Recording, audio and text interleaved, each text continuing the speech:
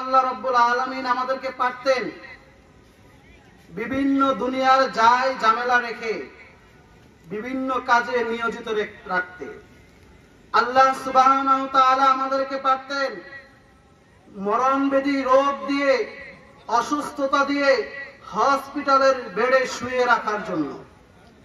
কিন্তু আপনার আমার আল্লাহ সুবহানাহু ওয়া তাআলা তা না করে আমাদেরকে ভালোবেসে আমাদেরকে এরকম একটা সুন্দর মজলিসে বসার মতন তৌফিক এনায়েত করেছে।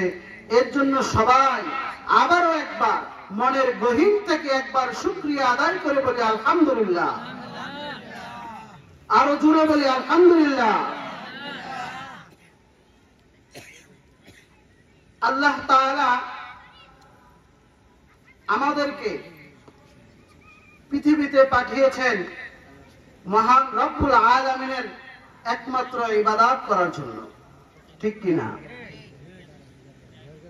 আমরা আজকে তা থেকে বিরত হয়ে গিয়েছি। ইসলামের বিধিবিধানগুলো থেকে আমরা সরে গিয়েছি। তার একটা মাত্র কারণ, সেই কারণ হলো আজকে আমরা মৃত্যুকে ভুলে গিয়েছি। আমাদের যে মৃত্যু বরণ করতে হবে সেটা আমরা ভুলে গিয়েছি। আমাদের মৃত্যু বরণ করতে হবে সেটা আমাদের মন থেকে আমরা মুছে ফেলেছি।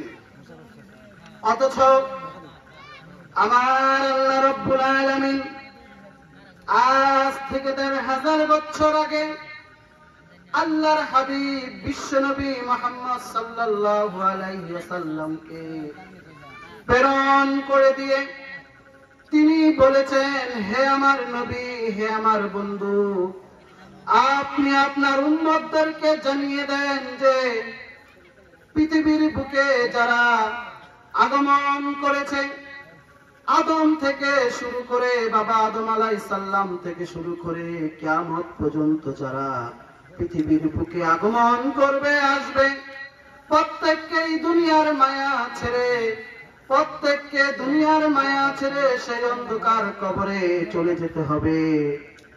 আমরা আমাদের পিছনের দিকে তাকিয়ে দেখি, আমার দাদা বেঁচে নাই, আমার নানা বেঁচে নাই, আমার বাবা বেঁচে নাই, আমিও একদিন থাকবো না। তাহলে আমাদের কিসের এত অহংকার, কিসের এত বড়াই, কিসের এত কাজ কর্ম? আল্লাহ সুবহানাহু ওয়া তাআলা যেখানে বললেন কুল্লু নাফসিন যায়িকাতুল মাউত, প্রত্যেকটা প্রাণীকে আল্লাহ রাব্বুল আলামিন যাকে প্রাণ দিয়েছেন, জীবন দিয়েছেন, এমন প্রত্যেকটা প্রাণীকে মৃত্যুর স্বাদ গ্রহণ করতে হবে। আল্লাহ রাব্বুল আলামিন এই কথা বলেই শেষ করে দিলেন না। আল্লাহ রাব্বুল আলামিন আরো বললেন সুম্মা ইলাইনা তুরজাউন, এবং আমি আবার তোমাদেরকে আমার কাছে ফিরিয়ে আনবো। তোমরা মনে করো না যে তোমরা মৃত্যুর পরে তোমাদের জীবন শেষ। তোমরা মৃত্যুবরণ করার পরে তোমাদের আর কোনো হিসাব হবে না, তোমাদের আর কোনো কাজ হবে না, তোমাদেরকে উঠানো হবে না। আল্লাহ রাব্বুল আলামিন তা বলেন নাই। আল্লাহ রাব্বুল আলামিন বলেছে তোমরা মৃত্যুকে স্মরণ করো, তাহলে তোমাদের গুনাহ থেকে তোমরা বেঁচে থাকতে পারবে, তাহলেই তোমরা মৃত্যু থেকে বাঁচতে পারবে না। আমরা আজকে সবাই দুনিয়ার বুকে একমাত্র মৃত্যু বরণ করতে কেউ চাই না। আমরা চাই সবাই বেঁচে থাকি, আমাদের হায়াতটা অনেক লম্বা হয়ে যাক। অথচ আমরা জানি আল্লাহ তাআলা বলেছেন তোমরা জাহান্নাম থেকে বেঁচে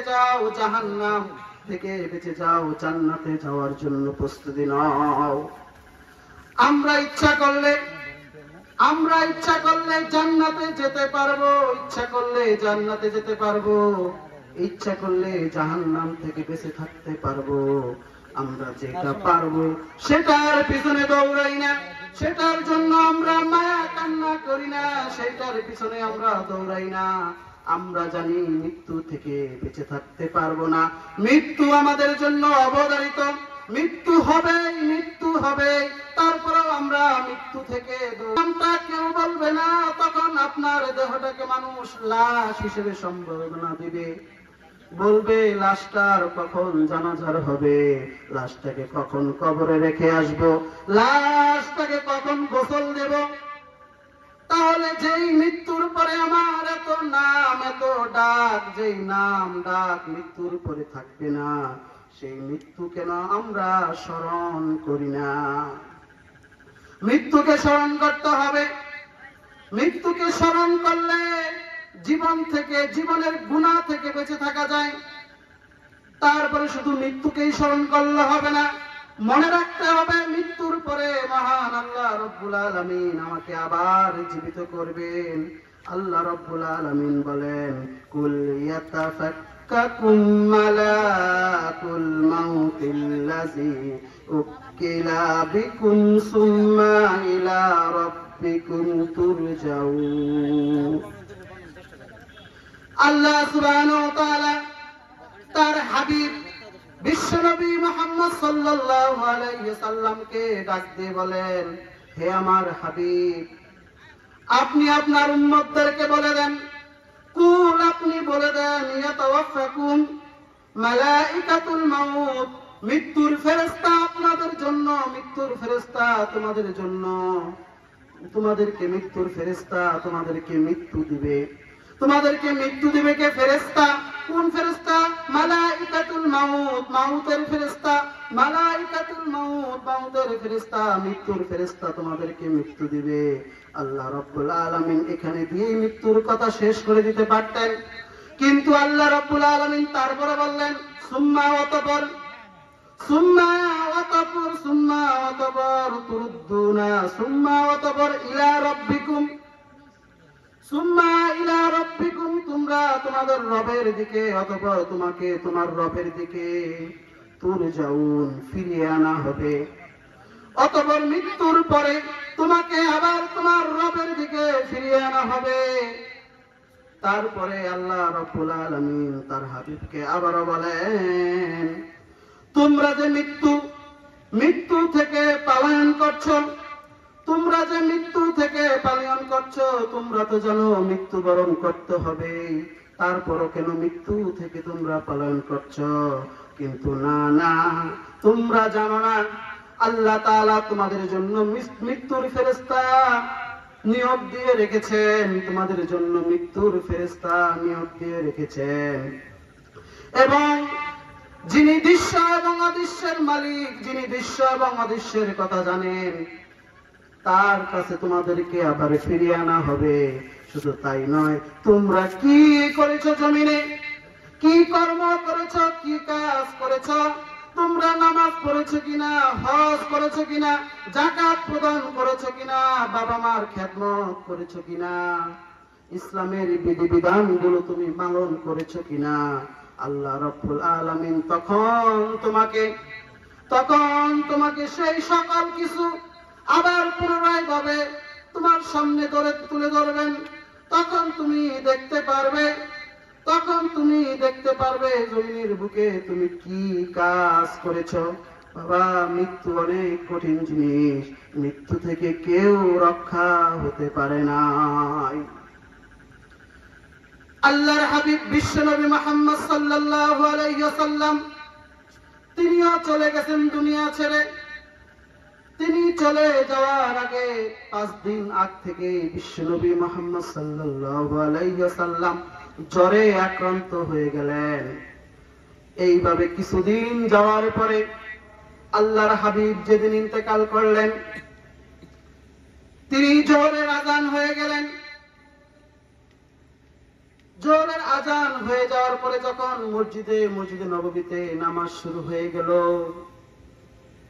আল্লাহর হাবিব হযরত আবু বকর রাদিয়াল্লাহু তাআলা আনহু সহকারে 3 জন সাহাবীকে ধরে তাদের উপর ভর দিয়ে পাটা তুলতে পারতেছিলেন না, ভর দিয়ে মসজিদে নববীতে গেলেন নামাজ পড়ার জন্য।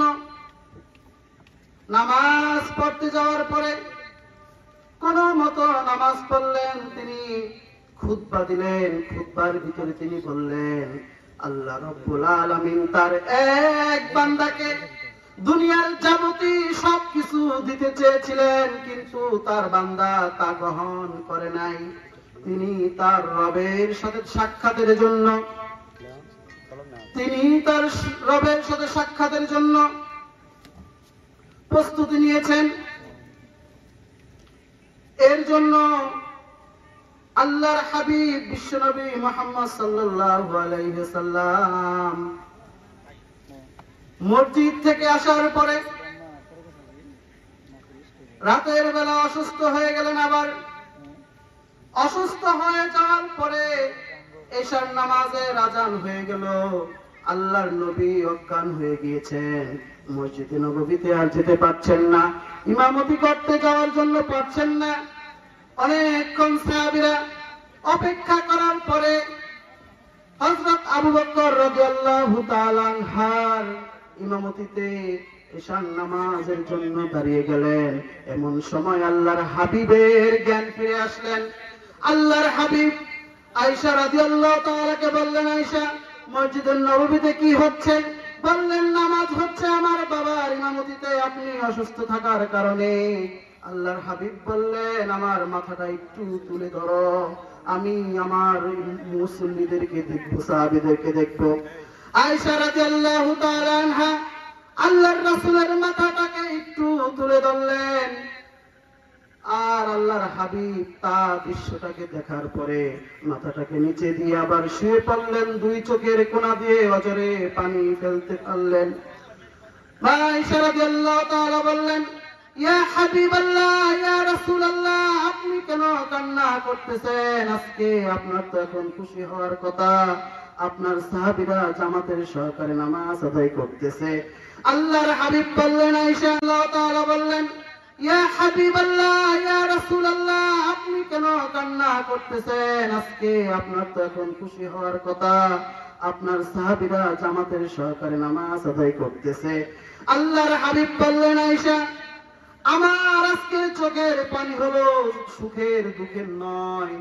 এই নামাজের জন্য উহুদের ময়দানে আমার দাঁত মুবারক শহীদ হয়েছে, তাফের ময়দানে কাফেরদের কাছে আমি আক্রমণ হয়েছি, কত আবু জাহেল, আবু সাইবা, উতবা, লাইবা, সাইবার কাছে আমি কত রকম টিটকারির অর্জন করতে হয়েছে।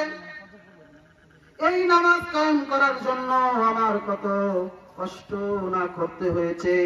আমার কাছে মনে হচ্ছে আমার উম্মতেরা কিয়ামতের আগ পর্যন্ত, কিয়ামত পর্যন্ত এরকম ভাবে জামাতের সাথে নামাজ আদায় করবে, এরকম ভাবে নামাজ আদায় করবে।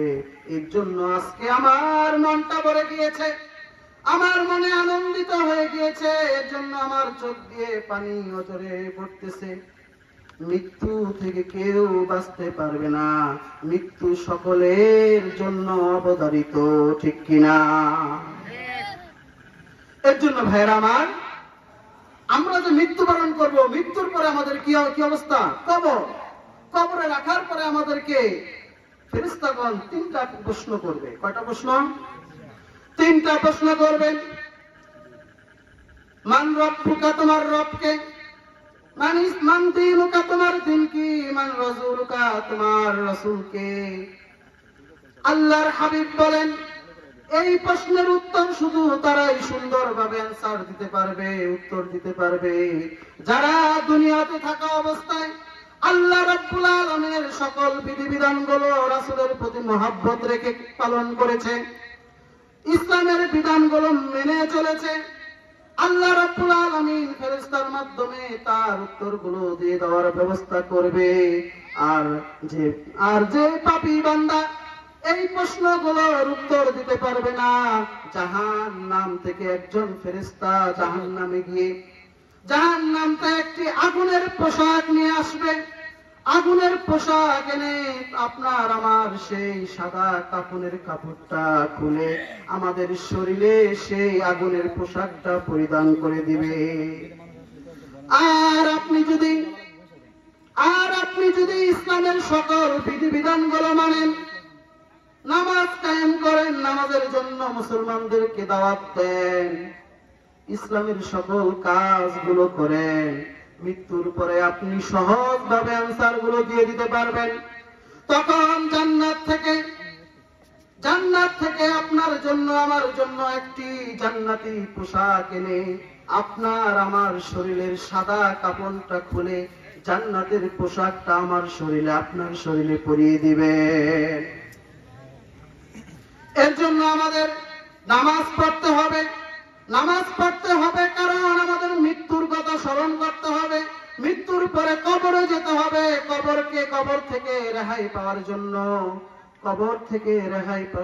জন্য, জাহান্নাম থেকে রেহাই পাওয়ার জন্য আমাদের কবরের সামানা তৈরি করে নিয়ে যেতে হবে। আল্লাহর হাবিব বলেন, কবর যখন তোমাকে রাখা হবে কিয়ামতের ময়দানে, তোমাকে সর্বপ্রথম নামাজের হিসাব দেওয়া হবে, তোমাকে নামাজের কথা জিজ্ঞাসা করা হবে।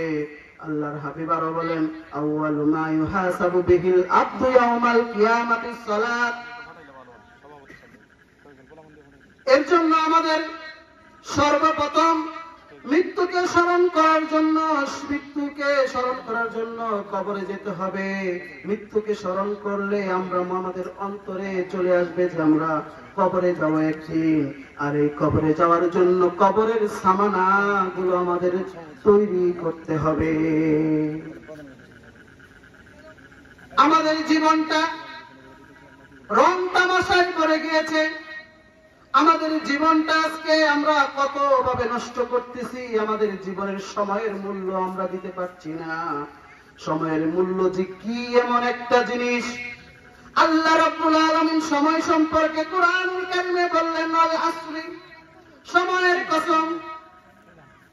আল্লাহ রাব্বুল আলামিন সময়ের কসম বললেন এবং বললেন তারা ক্ষতিগ্রস্তের মধ্যে রয়েছে, যারা সময়ের মূল্য দিতে পারলো না, যারা ঈমান নিয়ে বলিয়ান থাকতে পারলো না, ইসলামের সকল বিধানগুলো মানলো না, মুখে শুধু বললো কিন্তু কাজে করলো না, তারা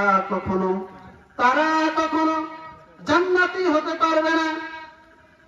এর জন্য আমাদের সময়কে বাঁচাতে হবে। আমাদের জীবন থেকে সময় চলে যাচ্ছে, আমরা মনে করতেছি আমাদের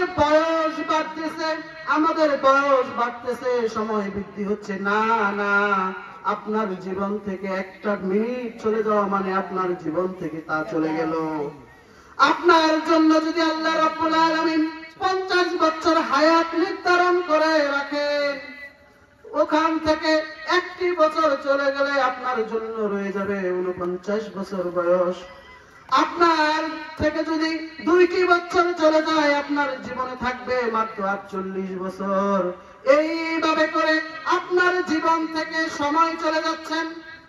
এইভাবে করে আপনার জীবন থেকে যখন সময়গুলো চলে যাচ্ছে, সময়ের আমাদের মূল্য দিতে হবে। সময় থাকতে সময়ের মূল্য দিয়ে ইবাদত করে, নামাজ পড়ে আমাদের জীবনটাকে রঙিন ভাবে সাজাতে হবে। এর জন্য ভাইয়েরা আমাদের, আমি শেষ কথা বলে শেষ করে দিচ্ছি, আমাদের নামাজ পড়তে হবে। শুধু 5 ওয়াক্ত নামাজ নয়, সাথে সাথে আমাদের আরো বিভিন্ন যে নামাজগুলো রয়েছে তাহাজ্জুদ সহকারে, আওয়ামী সহকারে এগুলো পড়তে হবে। কারণ তুমি যদি দুনিয়ার বাদশাহী হতে চাও, তাহলে রাতের অন্ধকারে তুমি মিসকিন হও। এর জন্য আমাদের মৃত্যুকে সবসময় স্মরণ করতে হবে, কবরকে স্মরণ করতে হবে, আমার কবরের সামানা তৈরি নিয়ে যেতে হবে। আর আমাদের নামাজের প্রতি আমাদের ভালোবাসা, আগ্রহ সৃষ্টি করতে হবে। সময় স্বল্পতায় যতটুকু বলেছি গুছিয়ে বলতে পারিনি। যদি আমার কথা যতটুকু আমি কথা বলেছি, এতটুকু মহান রব্বুল আলামিন সর্বপ্রথম আমাকে আমল করার সাথে সাথে আপনাদেরকেও আমল করার মতন তৌফিক দান করুন। আমা তৌফিকি ইল্লা বিল্লাহ। আসসালামু আলাইকুম ওয়া রাহমাতুল্লাহি ওয়া বারাকাতুহু।